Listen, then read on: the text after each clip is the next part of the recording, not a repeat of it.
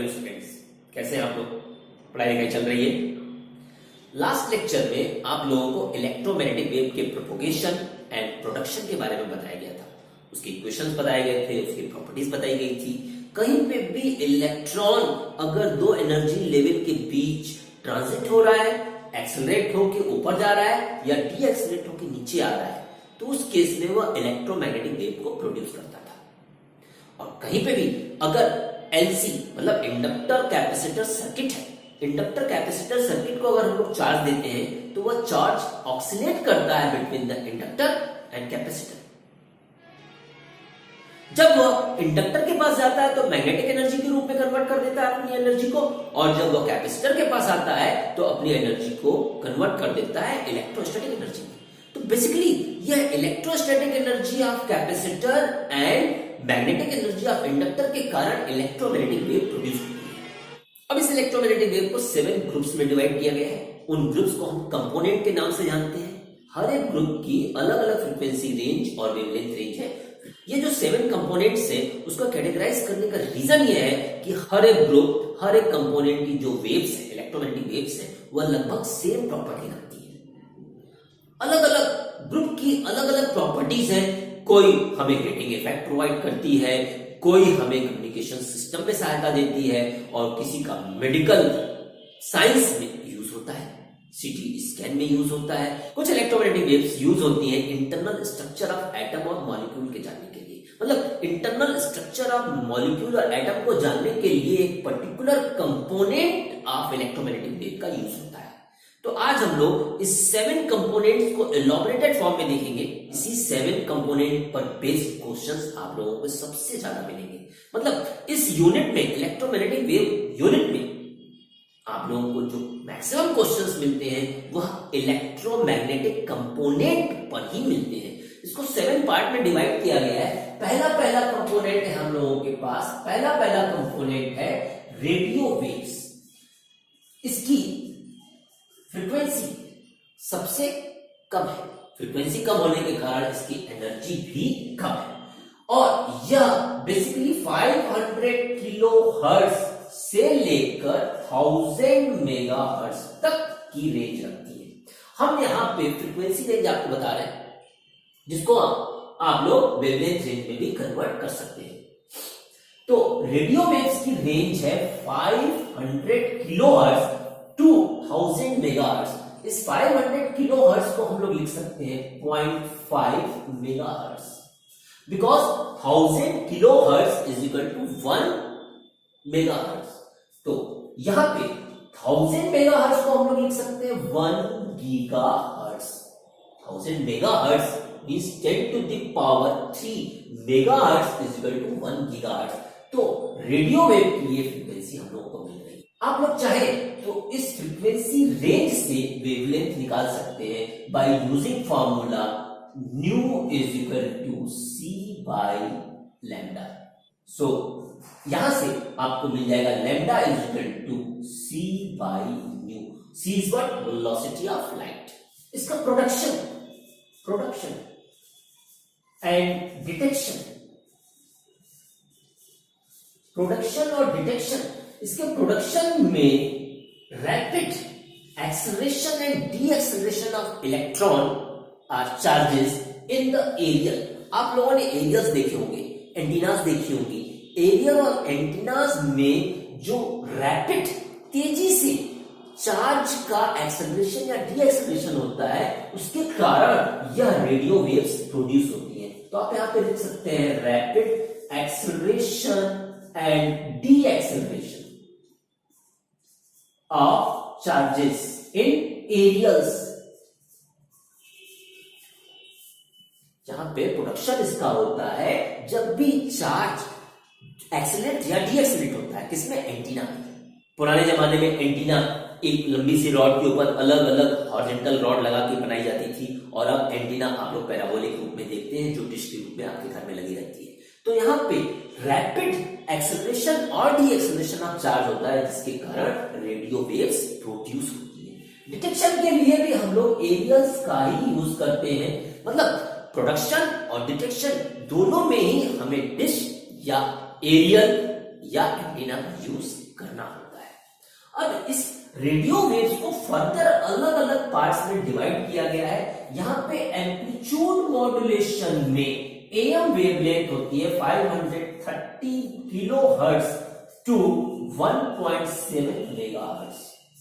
India में जो communication system है उसमें रेडियो वेव में जब हम amplitude modulation, am means amplitude modulation, तीन तरीके के मॉड्यूलेशंस होते हैं, amplitude modulation, phase modulation and frequency modulation, जिसको आप लोग एफएम के नाम से जानते हैं।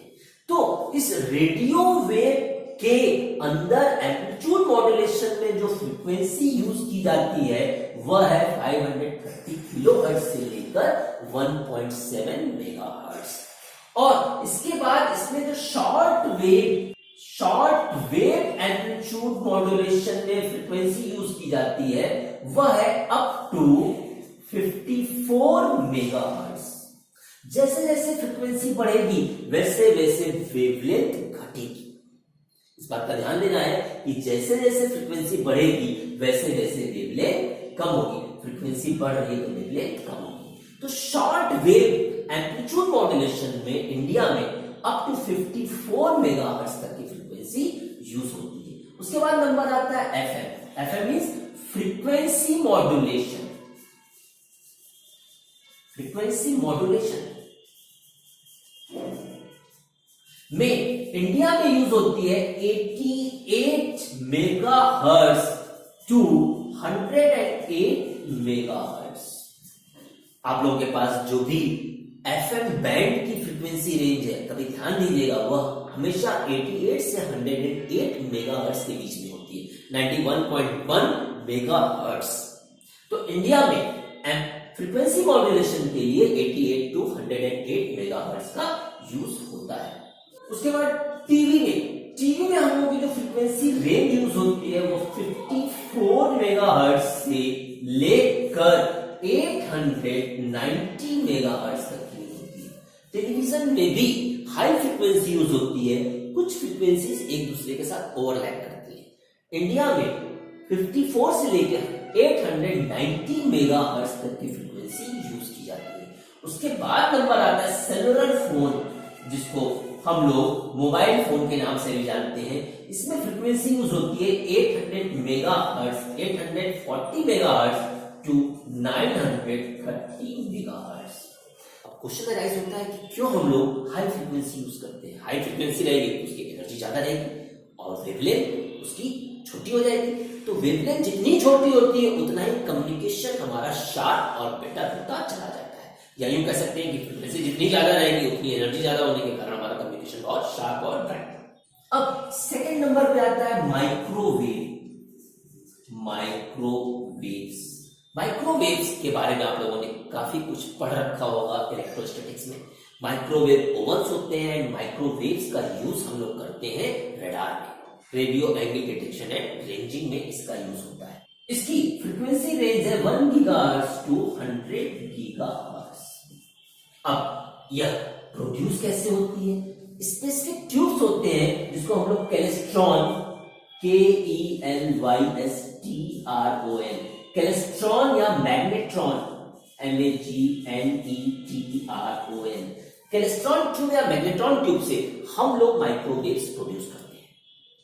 अब हम लोगों के घरों में जो माइक्रोवेव ओवन होता है, उस माइक्रोवेव ओवन की एक पर्टिकुलर फ्रीक्वेंसी होती है और वह होती है 2.36 गीगाहर्ट्ज से लेकर 2.45 गीगाहर्ट्ज। ये फ्रीक्वेंसी हम लोग क्यों यूज करते हैं? क्योंकि यही फ्रीक्वेंसी वाटर मॉलिक्यूल जो कि एक इलेक्ट्रिक डाइपोल है के बराबर होती है। बेसिकली वाटर मॉलिक्यूल जो कि एक इलेक्ट्रिक डाइपोल है, जब एक्सटर्नल इलेक्ट्रिक फील्ड में रखा जाएगा so it will start vibrating. हम लोगों ने पढ़ रखा है कि जब कोई इलेक्ट्रिक डाइपोल किसी यूनिफॉर्म इलेक्ट्रिक फील्ड में रहता है तो वाइब्रेट या रोटेट करता है। तो जब वाटर मॉलिक्यूल को हम लोग यूनिफॉर्म इलेक्ट्रिक फील्ड में रखेंगे तो वो वाइब्रेट या रोटेट करेगा, और जब उसकी फ्रीक्वेंसी, उसकी मतलब रोटेटिंग वाटर मॉलिक्यूल की फ्रीक्वेंसी बराबर हो जाएगी इस अप्लाइड माइक्रोवेव की, तो उस केस में रेजोनेंस प्रोड्यूस होगा और उस रेजोनेंस के कारण हाई एनर्जी डेवलप होगी और उस हाई एनर्जी के कारण हाई एम्पलीट्यूड डेवलप होगा। मतलब अब वाटर मॉलिक्यूल हाई एम्पलीट्यूड से वाइब्रेट करेगा और जब किसी भी फूड को हम लोग माइक्रोवेव ओवन में रखेंगे जिसमें कि वाटर मॉलिक्यूल है, तो हाई एम्पलीट्यूड से जब वाइब्रेट करेगा तो अगल बगल के फूड मॉलिक्यूल से कोलाइड करेगा तो अगल बगल का फूड मॉलिक्यूल गर्म हो जाएगा। तो माइक्रोवेव ओवन में दो चीजें यूज होती हैं, electric dipole nature of water molecule and resonance. तो जब हम लोग यूनिफॉर्म इलेक्ट्रिक फील्ड में वाटर कंटेनिंग फूड को रखते हैं तो उस वाटर कंटेनिंग फूड के वाटर मॉलिक्यूल्स वाइब्रेट करते हैं और vibrational frequency applied microwave frequency के बराबर होती है, जिसके कारण रेजोनेंस डेवलप होता है। हाई एम्पलीट्यूड के कारण हमारा जो फूड है वो कुक होता है। अगर आप लोग माइक्रोवेव ओवन पे देखें तो लिखा रहता है warranty on the magnetron is 3 years or 5 years। तो ये मैग्नेट्रॉन है जो कि माइक्रोवेव ओवन में माइक्रोवेव्स प्रोड्यूस कर रहा है और इस माइक्रोवेव का यूज हम लोग रडार में भी करते हैं, RADAR, जिसको आप लोअर क्लास में पढ़ के आए होंगे, radio angle detection and ranging. Radio angle detection and ranging में इसका यूज होता है, जिसकी हेल्प से हम लोग किसी भी एनिमी प्लेन की height, direction of motion, speed को पता कर लेते हैं। इसमें एक कांस्टेंट इंटरवल ऑफ टाइम पर माइक्रोवेव्स ऊपर की तरफ भेजी जाती हैं। अगर माइक्रोवेव रिटर्न होके नहीं आती है तो इसका मतलब कोई एनिमी प्लेन हमारे टेरिटरी में नहीं एंटर कर रहा है। और माइक्रोवेव्स अगर किसी ऑब्स्टेकल से टकराने के बाद वापस आती है, किसी एंटरिंग प्लेन से टकराने के बाद वापस आती है, तो उस रिफ्लेक्टेड वेव की फ्रीक्वेंसी, वेवलेंथ, इंटेंसिटी में चेंज को डिटेक्ट करके हम लोग एंटरिंग प्लेन की, एंटर करने वाले प्लेन की स्पीड, हाइट एंड डायरेक्शन को पता कर लेते हैं। अब इसको डिटेक्ट करने के लिए पॉइंट कांटेक्ट डायोड का यूज करते हैं। हम लोग पॉइंट कांटेक्ट डायोड से माइक्रोवेव का डिटेक्शन करते हैं कि कहां पे माइक्रोवेव्स हैं, क्योंकि भी अपने प्लेन है और हम लोग अपने प्लेन को और कंट्री में एंटर करने की जरूरत पड़ सकती है। तो उस केस में हम लोगों के प्लेन में भी पॉइंट कांटेक्ट डायोड होना चाहिए जो कि माइक्रोवेव्स को डिटेक्ट करे। अब तीसरे नंबर पे आते हैं हम लोग के पास इंफ्रारेड रेडिएशन। इसकी फ्रीक्वेंसी रेंज है 10 to the power 11 hertz to 5 into 10 to the power 14 hertz. इसको हम लोग लिख सकते हैं 100 giga hertz, because giga means 10 to the power 9 into 11 power, और यहां पे हम लोग लिख सकते हैं 5 into 10 to the power 5 giga hertz, क्योंकि giga means 10 to the power 9 and 5 14। तो इस चीज को इतना लिखा जा सकता है। अब इस इंफ्रारेड वेव्स का मेन यूज क्या है? यह हीटिंग इफेक्ट पैदा करती है, हीटिंग इफेक्ट। तो कहीं पे भी अगर हीट प्रोड्यूस हो रही है तो इसका मतलब वहां पे इंफ्रारेड रेडिएशंस हैं, और यह कहीं पे भी इलेक्ट्रॉन के ट्रांजिशन, एक्सेलरेशन या डी एक्सेलरेशन के कारण पैदा होती है। आपकी गर्म प्रेस इंफ्रारेड रेडिएशन प्रोड्यूस करती है। हम लोग की बॉडी भी इंफ्रारेड रेडिएशन प्रोड्यूस करती है because we have heat.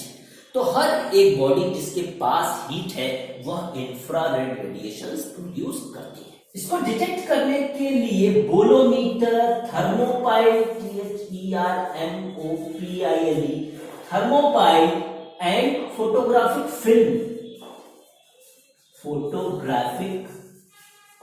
Film का यूज करते हैं। इसका यूज नाइट फोटोग्राफी में भी हम लोग करते हैं। देखा होगा कि रात को जानवरों की फोटोग्राफ ली जाती है, वीडियोस बनाए जाते हैं। तो अंधेरे में अगर हमें जानवरों की या एनिमल्स की फोटोग्राफ या वीडियो बनानी है तो उसके लिए हम लोग इंफ्रारेड कैमरास का यूज करते हैं, जो कि इंफ्रारेड रेडिएशंस को डिटेक्ट करके उसको पिक्चर के फॉर्म में कन्वर्ट करता है। तो बेसिकली नाइट फोटोग्राफी में हम लोग इंफ्रारेड रेडिएशन का यूज करते हैं। इंफ्रारेड रेडिएशन का सबसे बड़ा यूज है हम लोगों के पास मस्कुलर पेन को कम करने के लिए हम लोग इंफ्रारेड रेडिएशंस का यूज करते हैं। कहीं पे भी अगर हमें इंटरनल सिकाई करनी है तो इंफ्रारेड रेडिएशन का यूज करते हैं, और इसका सबसे बड़ा सोर्स हम लोगों के पास सन है। सन से हम लोगों के पास तीन मेन कंपोनेंट मिलते हैं, infrared, then visible light and then ultraviolet. Infrared visible light जो हमें देखने योग्य बनाता है, और अल्ट्रावायलेट जो कि हम लोग के लिए नुकसानदेह है।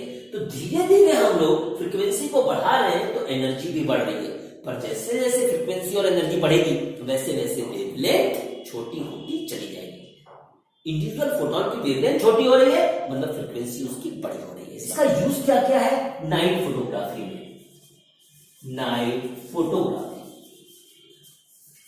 नंबर 1 यूज हो गया। नंबर 2 यूज, इसका यूज हम लोग थेरेपी में करते हैं। जब आप लोग किसी फिजियोथेरेपिस्ट के पास जाते हैं तो आपको जहां पे पेन होता है वहां पे वह इंफ्रारेड रेडिएशंस को अप्लाई करके आपकी थेरेपी करता है। ग्रीन हाउस इफेक्ट में ये थेरेपी में काम आ रहा है। ग्रीन हाउस इफेक्ट में भी हम लोग इस इंफ्रारेड रेडिएशंस का यूज करते हैं, और इसका यूज थर्मोग्राफी में भी होता है। THERMOग्राफी, GRAPHY। थर्मोग्राफी एक मेडिकल टेक्निक है। तो जनरली आप लोगों से क्वेश्चंस पूछे जाते हैं कि रेडियो वेव्स के क्या क्या सोर्सेज हैं, वो कैसे प्रोड्यूस होती हैं, उसके डिटेक्शन कैसे होते हैं, माइक्रोवेव्स का क्या क्या यूज है, प्रोडक्शन पॉइंट कैसे है, तो कैल्स्ट्रॉन मैग्नेट्रॉन याद रखना है। इंफ्रारेड रेडिएशंस के क्या क्या यूज है, उसकी फ्रीक्वेंसी रेंज क्या है। अभी वेवलेंथ रेंज के भी एक अलग डायग्राम बनाएंगे। और हम लोग आगे के 4 कंपोनेंट और देखेंगे। आगे के 4 कंपोनेंट क्या है? Visible range, then ultraviolet, then X rays and gamma rays. तो पहले इसको इरेज करते हैं। इंफ्रारेड के बाद 4th कंपोनेंट है visible light. Visible light enable us to see the object. इस बात का ध्यान देना है, ये इलेक्ट्रोमैग्नेटिक कंपोनेंट है, एक ग्रुप है ऑफ द इलेक्ट्रोमैग्नेटिक वेव्स का, जो कि हमें देखने योग्य बनाता है। देखने योग्य भी, इसका केवल इलेक्ट्रिक कंपोनेंट ही हमें देखने योग्य बनाता है। Means only electric component is enable us to see the object. It's magnetic component facilitate the electromagnetic wave to move in vacuum। मतलब वैक्यूम में विजिबल लाइट को चलने के लिए मैग्नेटिक कंपोनेंट काम होता है, और हमें देखने योग्य बनाता है इलेक्ट्रिक कंपोनेंट।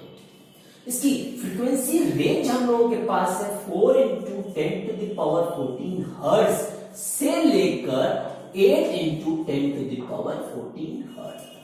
कुछ बुक्स में ये 7 भी लिखा हुआ है, पर बेसिकली ये होना चाहिए 7.8 × 10⁻14 हर्ट्ज। इसकी वेवलेंथ रेंज है 7800 एंगस्ट्रॉम टू 4000 एंगस्ट्रॉम। इस बात का ध्यान दीजिएगा, जहां फ्रीक्वेंसी कम है वहां वेवलेंथ ज्यादा है। तो 7400 एंगस्ट्रॉम हम लोग यहां पे मिल रहा है रेड कलर का, और यहां पे है कि वायलेट कलर। बीच में VIB GYOR, VIBGYOR, जिसमें हम लोग के पास मीन कलर है येलो। मीन कलर येलो होता है। ये मत सोचेगा कि ग्रीन कलर बीच में पड़ रहा है तो green is mean colour. No, yellow is mean colour, and yellow colour creates maximum sensation to our eyes. यह हमारे आईज पर सबसे ज्यादा सेंसिटिविटी क्रिएट करता है। अब ये प्रोड्यूस कैसे होती है? प्रोडक्शन में जहां पे भी इलेक्ट्रॉन्स अपने एक्साइटेड स्टेट में जाए या डी एक्साइटेड स्टेट में, जैसे इंफ्रारेड रेडिएशन का प्रोडक्शन होता है, ठीक इसी तरीके से विजिबल लाइट का भी प्रोडक्शन होता है। इस बात का ध्यान देंगे, जहां पे भी विजिबल रेंज की लाइट प्रोड्यूस हो रही है वहां पे हीट जरूर है, चाहे वो कैंडल है, चाहे वो ट्यूबलाइट है, चाहे बल्ब है। हर जगह पे जहां पे भी विजिबल रेंज की लाइट मिल रही है वहां पे चीजें हॉट जरूर होंगी। तो यहाँ पे प्रोडक्शन के लिए एक्साइटेड या डी एक्साइटेड ऑफ एटम या मॉलिक्यूल होना चाहिए। सो यहां पर लोग लिख सकते हैं एक्सेलरेशन और D acceleration of charge between two energy levels. अब डिटेक्शन के लिए, डिटेक्शन में हम लोगों के लिए सबसे पहले है आई इसको बड़े अच्छे तरीके से डिटेक्ट करती है। फिर नंबर आता है फोटो सेल का, उसके बाद है फोटोग्राफिक फिल्म। फोटोग्राफिक फिल्म इसमें मेन हम लोगों के पास है रेड, येलो एंड वायलेट। इस रेड, येलो और वायलेट के लिए जब हम लोग ग्राफ प्लॉट करते हैं तो वह हमारे आईज पर कुछ इस तरीके से सेंसिटिविटी देता है। सेंसिटिविटी को वाई एक्सिस पे ले लें और लैम्डा मतलब वेवलेंथ को एक्स एक्सिस पे ले लें, तो उस केस में हमें ग्राफ कुछ इस तरीके का मिलता है। ये वायलेट कलर के लिए है। यहां पे मैक्सिमम इंटेंसिटी हमारे आंखों पे, मैक्सिमम सेंसिटिविटी हमारे आंखों पे जो दे रहा है वो येलो कलर है। येलो कलर में भी 5550 एंगस्ट्रॉम की इलेक्ट्रोमैग्नेटिक वेव हमारे आंखों पे सबसे ज्यादा सेंसेशन क्रिएट कराती है। तो ये हम लोगों के पास है 4000 एंगस्ट्रॉम जो कि वायलेट कलर दे रही है, और यहाँ पे सेंसेशन सबसे कम क्रिएट होता है वो है रेड कलर, और रेड कलर की वेवलेंथ होती है 7800 एंगस्ट्रॉम। इस 4000 एंगस्ट्रॉम को हम लोग 400 नैनोमीटर भी लिख सकते हैं। Nanometer means 10 to the power -9 and angstrom means 10 to the power -10, और ठीक इसी तरीके से यहाँ पे हम लोग लिख सकते हैं 780 नैनोमीटर। यहाँ पे एक सबसे इंटरेस्टिंग चीज ये है कि जो इंटेंसिटी हमारे आंखों पे वायलेट कलर वाला दे रहा है उसका रेशियो येलो कलर से देखें और उसका रेशियो हम लोग रेड कलर से देखें तो ये अगर 4 है तो ये 32 है, और रेड कलर का ओनली 1 है। तो ये सबसे कम सेंसिटिविटी दे रहा है, फिर 4 टाइम्स ज्यादा सेंसिटिविटी दे रहा है वायलेट कलर या ब्लू कलर, और 8 times more than that the violet colour हमें दे रहा है yellow colour. Means yellow colour की सेंसिटिविटी हमारे आंखों पे सबसे ज्यादा है। वैसे भी अगर आप 3 बल्ब ले लें, एक ब्लू कलर का, एक येलो कलर का और एक रेड कलर का, सेम वॉट का, तीनों ही बल्ब 10-10 वॉट के हों और उसको कमरे में अलग अलग लगा के चेक करें तो रेड कलर से आपको पढ़ने में बहुत दिक्कत आएगी, आप नहीं पढ़ पाएंगे। येलो कलर में सबसे ज्यादा ब्राइटनेस मिलेगी और वायलेट कलर में थोड़ी दिक्कत से आप पढ़ सकते हैं। ये इंटेंसिटी का रेशियो है। इसका 5th कंपोनेंट है अल्ट्रा वायलेट। अल्ट्रावायलेट की एनर्जी विजिबल रेंज से ज्यादा है। इसकी फ्रीक्वेंसी वेवलेंथ रेंज है 10 to the power 14 hertz to 10 to the power 17 hertz. इसकी फ्रीक्वेंसी ज्यादा होने के कारण इसके हर एक फोटोन की एनर्जी ज्यादा है, जो हमारे स्किन के लिए बहुत ज्यादा डेंजरस है। इसका प्रोडक्शन भी ट्रांजिशन के कारण होता है, पर इनरमोस्ट शेल से जब इलेक्ट्रॉन नीचे से ऊपर जाता है, सबसे अंदर वाले से सबसे बाहर जाएगा, तो सबसे ज्यादा एनर्जी का फोटोन वो रिलीज करेगा, और सबसे ज्यादा एनर्जी का फोटोन ये है अल्ट्रावायलेट। तो इसमें भी एटम के अंदर इलेक्ट्रॉन के नीचे वाले एनर्जी लेवल से ऊपर वाले एनर्जी लेवल जाते समय यह रिलीज होती है। और इसके डिटेक्शन के लिए भी हम लोगों को फोटोसेल का यूज करना है, या फिर हम लोग फोटोग्राफिक फिल्म का भी यूज करते हैं। अब इसके यूजेस क्या क्या है? छोटे छोटे जर्म्स को मारने के लिए, बैक्टीरिया को मारने के लिए यूज होता है। आप लोगों ने देखा होगा कि वाटर प्यूरिफायर में अल्ट्रावायलेट लिखा रहता है। बेसिकली अल्ट्रावायलेट रेज जो कि हमारे वाटर प्यूरिफायर में है, वह बैक्टीरिया को डीएक्टिवेट कर देता है फॉर 48 आवर्स। इसका यूज हम लोग फ्लोरोसेंस मटेरियल में करते हैं, मतलब केमिस्ट्री में इसका बहुत बड़ा यूज है। इसका यूज हम लोग फॉरेंसिक साइंस में करते हैं। फॉरेंसिक साइंस में जो फिंगरप्रिंट्स हैं और जो फोर्जरी वाले चेक्स हैं, उन सबको देखने के लिए हम लोग अल्ट्रावायलेट का यूज करते हैं। आप लोगों ने एक चीज और शायद ऑब्जर्व की होगी कि बैंक के अंदर जो नोट काउंटर होता है उसमें से नीली लाइट निकलती है। नीली लाइट बेसिकली वो दिखाई दे रही है, उससे अल्ट्रावायलेट रेस निकल रही है। उस अल्ट्रावायलेट रेस से हम लोग नोट्स को देखते हैं कि वह गलत नोट तो नहीं है, वह नकली नोट तो नहीं है, क्योंकि नोट के ऊपर जब अल्ट्रावायलेट रेस पड़ती है तो नोट का कलर चेंज होता है, और उस कलर चेंज से हम लोग बता सकते हैं कि नोट असली है कि नकली है। और डॉक्यूमेंट्स एंड नोट्स और वैल्यूएबल डॉक्यूमेंट्स को चेक करने के लिए हम लोग अल्ट्रावायलेट का यूज करते हैं। उसके बाद नंबर आता है हम लोगों के पास, नेक्स्ट है अल्ट्रावायलेट के बाद एक्स रेज। एक्स रेस के बारे में आप लोगों ने बहुत कुछ सुना होगा। इसकी frequency 10 to the power 17 hertz to 10 to the power 19 hertz. 10 to the power 17 से 10 टू द पावर 19 हर्ट्ज। सबसे पहले इसको रॉन्जन ने देखा था। रॉन्जन एक साइंटिस्ट थे जिन्होंने इसको डिटेक्ट किया। यह इनविजिबल है। इस बात का ध्यान देना है कि ultraviolet, X rays, gamma rays जो आएंगी और जो हम लोग के पास इंफ्रारेड रेडिएशंस है वह सब के सब इनविजिबल है, वो दिखाई नहीं देते हैं। इसका प्रोडक्शन रॉन्जन ट्यूब से होता है जिसको पुलिस ट्यूब के रूप में मॉडिफाई किया गया है। It is produced due to deceleration of electron beam which is fall over the high atomic number metals.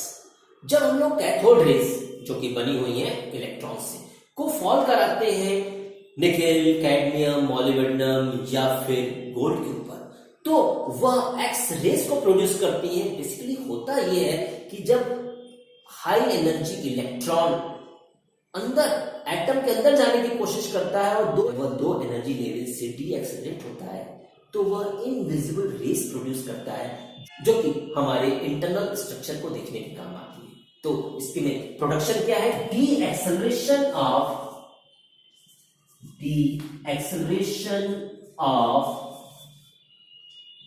Electron from heavy metals. Heavy metal में क्या है? मॉलिब्डेनम है, टंगस्टन है, ये सब हैवी मेटल्स है जिसके ऊपर जब कैथोड रेस डाली जाती है तो कैथोड रेस डी एक्सेलरेट होने के कारण एक्स रेस प्रोड्यूस करती है। इसका यूज सीटी स्कैन में होता है। सीटी स्कैन का फुल फॉर्म क्या है? Computerised tomography. Computerised tomography is what? CT scan, computerised tomography scan, जिसका मेडिकल साइंस में यूज है। यहाँ पे क्रिस्टलोग्राफी में भी, केमिस्ट्री में भी इसका यूज है। क्रिस्टलोग्राफी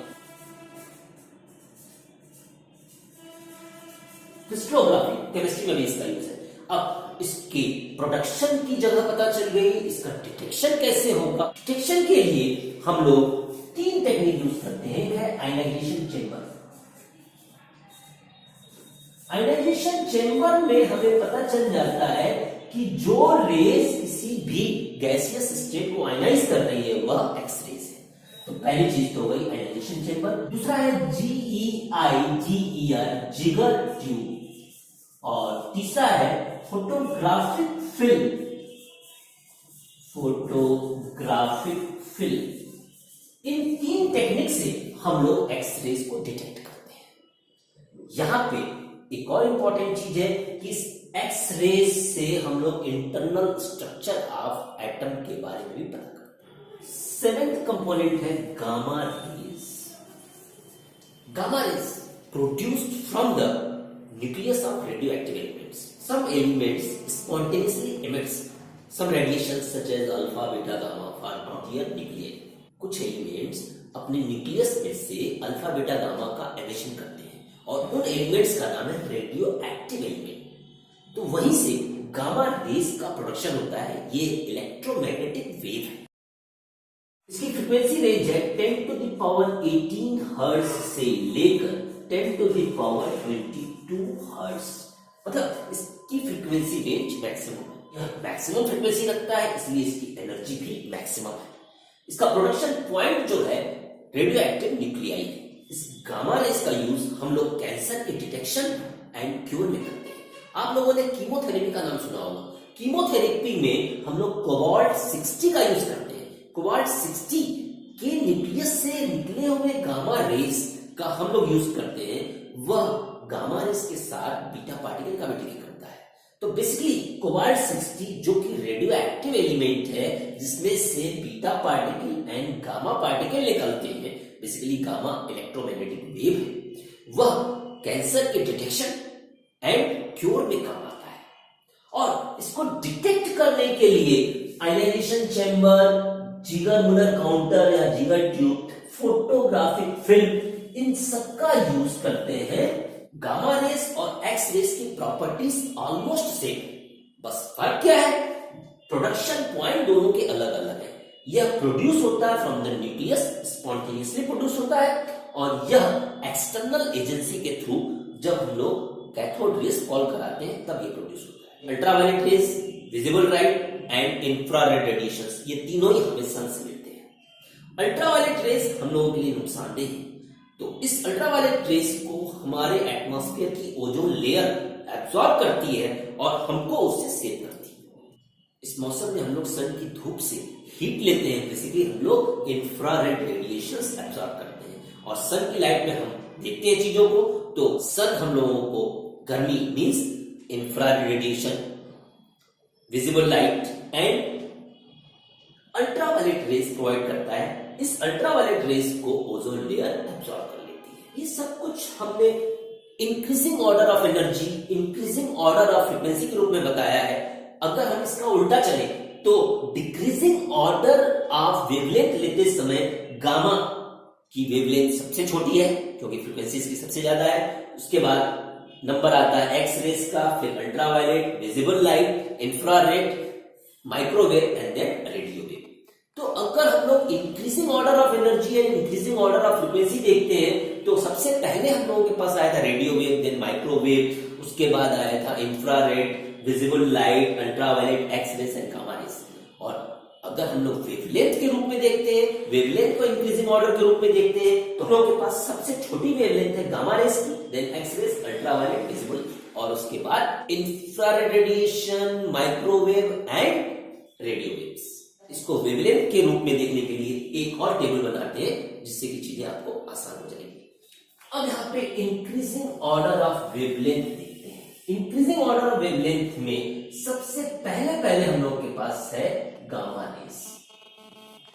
गामा रेस की जो वेवलेंथ है मीटर्स में वो 10 टू द पावर -12 के ऑर्डर की है। ये -12 ले लेते हैं, यहाँ पे -10 ले लेते हैं। 10 टू द पावर -10 में आता है एक्स रेस।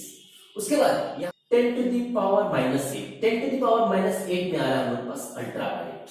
मतलब गामा रेस की जो भी वेवलेंथ है वो order of 10 to the power -12 है।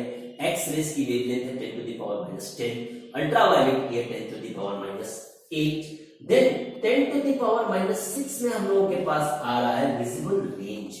ये है विजिबल रेंज। विजिबल रेंज की अलग अलग बाइफर्केशन कर दे, यहां पे हम लोग के पास है रेड और यहां पे है वायलेट। रेड की वेवलेंथ है हम लोग के पास 4000 एंगस्ट्रॉम। इसको हम लोग लिख सकते हैं 400 नैनोमीटर या 4 into 10 to the power -7 metre. तो ये है 4 into 10 to the power -7 metre और ये लगभग आ रहा है हम लोग के पास 8 into 10 to the power -7 metre. तो इसका ऑर्डर है 10 टू द पावर -6। तो ये अल्ट्रावायलेट रेस के बाद नंबर आ रहा है विजिबल रेंज का।